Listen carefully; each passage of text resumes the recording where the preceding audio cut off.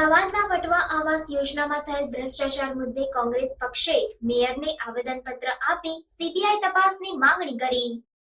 અમદાવાદના વટવા આવાસ યોજનામાં થયેલ ભ્રષ્ટાચાર મુદ્દે કોંગ્રેસ પક્ષે અમદાવાદ શહેરના મેયરને આવેદનપત્ર આપી સીબીઆઈ દ્વારા તપાસ કરવા માંગણી કરવામાં આવી, જેમાં ગુજરાત વિધાનસભાના કોંગ્રેસ પક્ષના ઉપનેતા ધારાસભ્ય શૈલેષભાઈ પરમાર, અમદાવાદ મ્યુનિસિપલ કોર્પોરેશનના કોંગ્રેસ પક્ષના નેતા શહેજાદ ખાન પઠાણ, કોંગ્રેસ પક્ષના કોર્પોરેટરો અને કાર્યકર્તાઓ ઉપસ્થિત રહ્યા।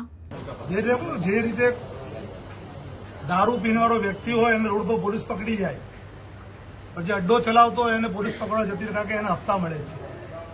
અને સેમ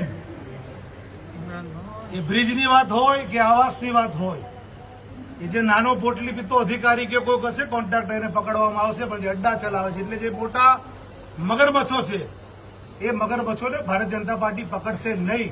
અને એટલા માટે નહીં પકડે કે મગરમચ્છો પણ ભારતીય જનતા પાર્ટીના હોદ્દેદારો જ છે।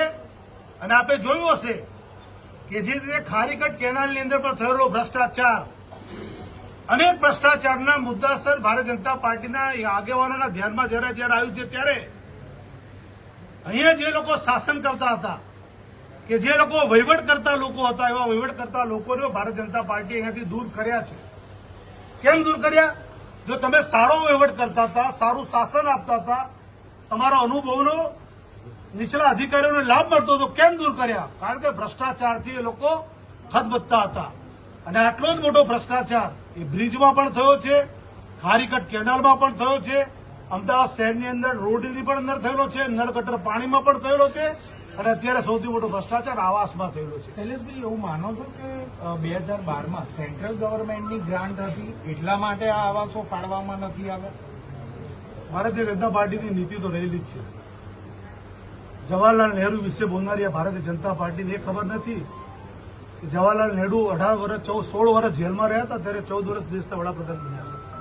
એટલે આમની તો નીતિ છે કે કોંગ્રેસનું નહીં, યુપીએ ગવર્મેન્ટ વખતે પ્રજાના પૈસા ફાળવેલા પ્રશ્નો હતા, અને પ્રજાના પૈસાના લીધે જ પ્રજાના પૈસા લોકો માટે વાપરવામાં આવે। ભારતીય જનતા પાર્ટીની નીતિ છે। પણ એની કરતા પણ ઊંડાણમાં તમે જશો કે વટવાની અંદર કયા સંજોગોમાં કયા વર્ગના લોકોને કયા